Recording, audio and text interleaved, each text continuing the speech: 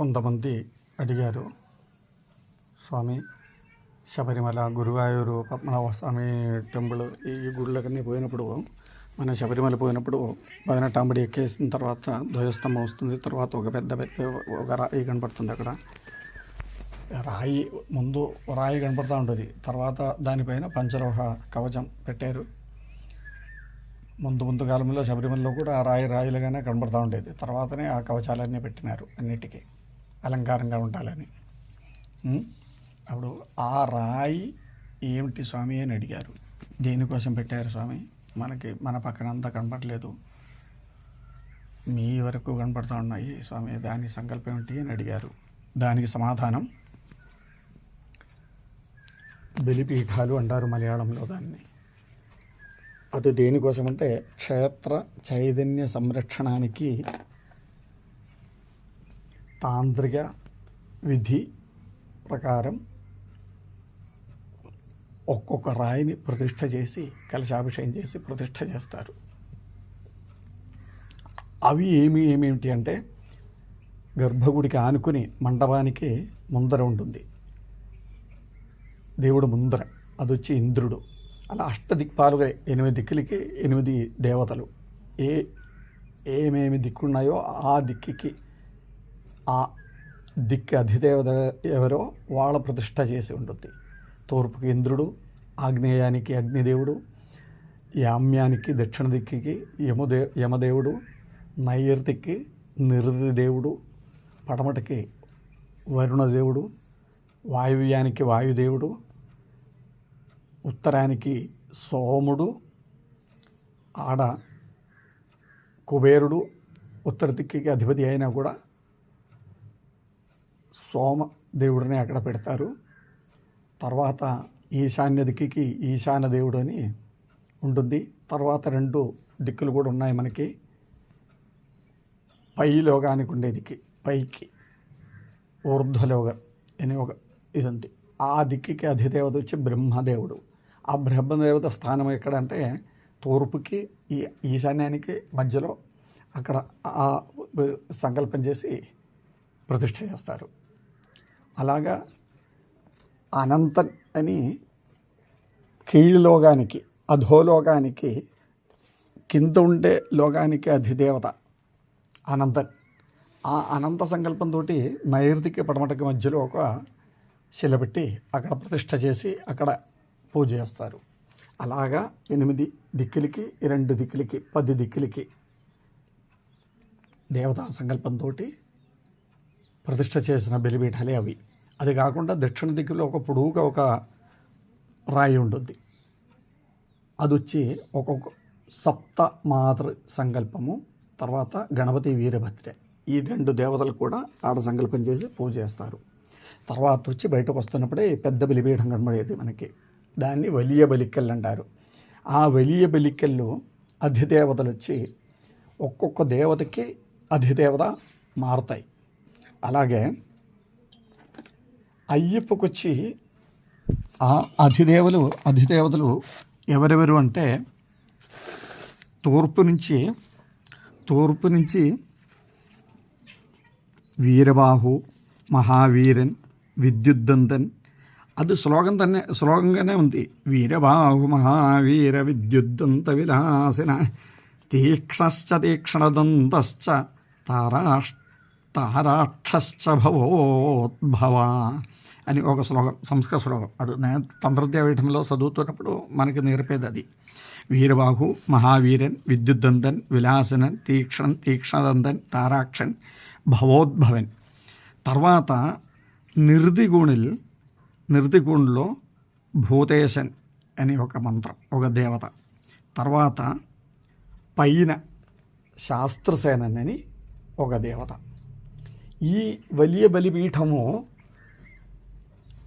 సంకల్పం ఏమిటంటే స్థూల శరీరం అంటే క్షేత్రానికి గుడికి మొత్తానికి ఒక శరీర సంకల్పం చేస్తే ఆ శరీర సంకల్పానికి ఒక సింబలే ఈ బలిపీఠం అని చెప్తారు. అలాగే ఆ స్థూల శరీరం పాదం నుంచి పైకి ఆ భాగాలన్నీ ఉంటాయి అంట. అదేమిటంటే పాదుగం జగదీ కుముదం గళం పడి ఉత్తరం కపోదం పద్మమని తచ్చుశాస్త్రంలో దీని విపులీకరణంగా చెప్తారు దానికి. అది గర్భగుడికి బేసిక్ ఉంటుంది చూడు, గుమ్మం. ఆ గుమ్మం నుంచి కిందకి పెడతారు చూడు, ఆ పెట్టే సెక్షన్ అట్లే ఉంటుంది ఈ బలిపీఠానికి కూడా. అలాగే ధ్వజస్తంభానికి కూడా అట్లే ఉంటుంది. దానికి పైన పద్మపీఠం ఉంటుంది చూడు, అయ్యప్పని కూర్చోబెట్టేస్తారు, ప్రతిష్ఠ చేస్తారు. ఆ పద్మపీఠం ఆకృతిలో ఉంటుంది దానిపైన ఉండే భాగం. ఆ బలిపీఠం సృష్టి అట్లే ఉంటుంది. అంత ప్రాధాన్యత కూడా ఆ బలిపీఠానికి ఉంటుంది. ఈ బలిపీఠాలకి అన్నిటికీ లీడర్ అన్నమాట ఆ పెద్ద బలిపీఠం అంటే. ఆ బలిపీఠం ఏమిటి అని అడిగిన దానికని ఈ సమాధానం చెప్తుంది. ఒక్కొక్క దేవతకి ఆ బలిపీఠాల్లో సంకల్పం చేసి పూజ చేసే పూజలు దేవతలు మారతాయి. అలాగే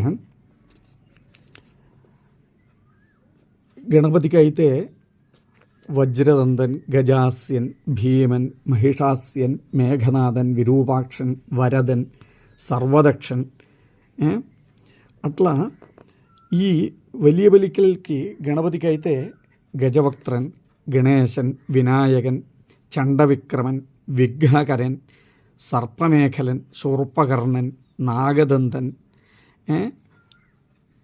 പിന്നെ 9వ దిక్కుకు వచ్చేసి రుద్రవక్త్రన్, మొగుడలు వచ్చి విఘ్నసేనన్. ఇలా ఉంటుంది. ఒక్కొక్క దేవతలకి మంత్రాలు మారుతాయి, దేవతలకు మారుతాయి. ఆ വലിയ బలిపీఠం వరకే ఇది వర్తిస్తుంది. మంత్రాలు మారే కార్యక్రమం లోపల ఉంటే ఇదన్నీ ఒకే పొజిషన్లోనే పోతాయి. ఇదన్నీ అన్ని దేవతలన్నీ అది మారదు. ఏ దేవతలకైనా కూడా అట్లే అష్టదిక్పాలకులు, గణపతి, వీరభద్రం, సప్తమాతృస్థానం ఇదన్నీ అట్లే ఉంటుంది. ఈ വലിയ బలిపీఠం మాత్రము అక్కడ సంకల్పం చేసే దేవతలు మాత్రము ఒక్కొక్క దేవతకి మారుతూ ఉంటాయి. ఇంకా దీనికి నెక్స్ట్ ఏమిటి అంటే, ఈ బలిపీఠాలు కాలికి తగలకూడదు, అది దాటకూడదు. ప్రదక్షిణ చేస్తున్నప్పుడు మనకి కుడి పక్కన వచ్చి ఆ బలిపీఠాలు వచ్చేట్టు ప్రదక్షిణ చేసుకోవాలి. అంటే ఆ బలిపీఠాలకి గుడికి మధ్య సందులో నడవకూడదు.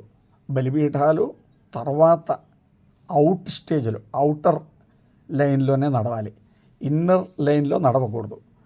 అలాగే ఈ కుడి పక్కకి మనకు ఆ బలిపీఠాలన్నీ వచ్చేటే తిరుక్కోవాలి గుడి కూడా.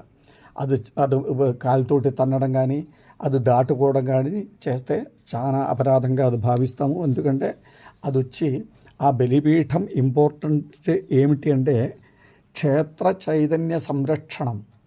ఆ దేవతా చైతన్యాన్ని సంరక్షించడానికి పెట్టిన దేవతలది కాబట్టి మనకి అది కీడు చేస్తుంది. ఆ కీడు నుంచి తప్పించుకోవడానికి ముట్టుకొని దండం పెట్టుకోవడం కూడా తప్పు.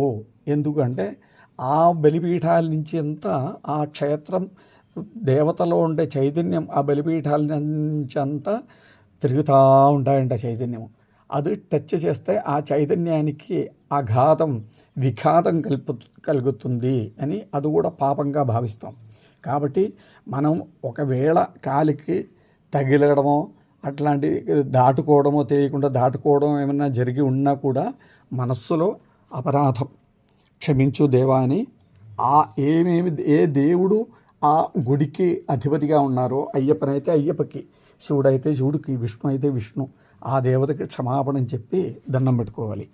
ఆ క్షమాపణ చెప్పడానికి మంత్రం కూడా ప్రసిద్ధంగా చెప్తా ఉంటారు మనవాళ్ళు. అంటే కేరళలో అంతా బాగా చూసుకున్నారు, మన పక్కన ఈ ఆంధ్రలో అంతా దాన్ని గమనించడం లేదు.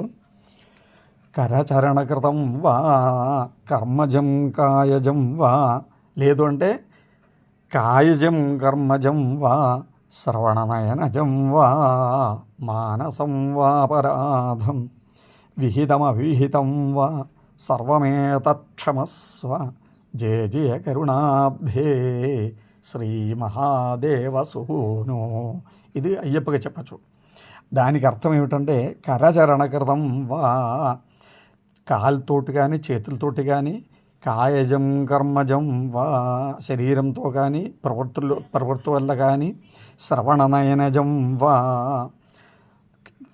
వినడం గురించి కానీ, చూడడంలో కానీ, మానసం వా అపరాధం మనస్సుతో కానీ ఏమన్నా అపరాధం చేసి ఉంటే, విహితమవిహితం వా మీకు అనుగుణంగా చేసి ఉండొచ్చు, ఇష్టం లేనిది చేసి ఉండొచ్చు. ఇష్టమైనది ఇష్టం కాకుండా ఉన్నది కూడా ఏమైనా చేసి ఉంటే సర్వమేతల్క్షమస్వ, అవన్నీ క్షమించు.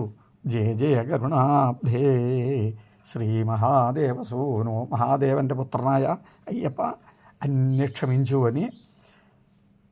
ఇది సంస్కృత శ్లోకమే కాబట్టి ఇది అందరూ బైహార్ట్ చేసుకుని జపం చేసుకోవచ్చు. అది ప్రతిరోజు కూడా ఏ గుడికి పోయినా కూడా ఇది చెప్తే తప్పేం కాదు. అలాగే ఈ సబ్జెక్టు చాలామంది అడిగారు, ఈ బలిపీఠాలు ఏమిటి, ఈ బలికెళ్ళు ఏమిటి, ఇదన్నీ అడిగారు. కాబట్టి మీకు తెలియడానికి చెప్తా ఉన్నాం. ఓం శ్రీ స్వామి శరణమయ్యప్ప.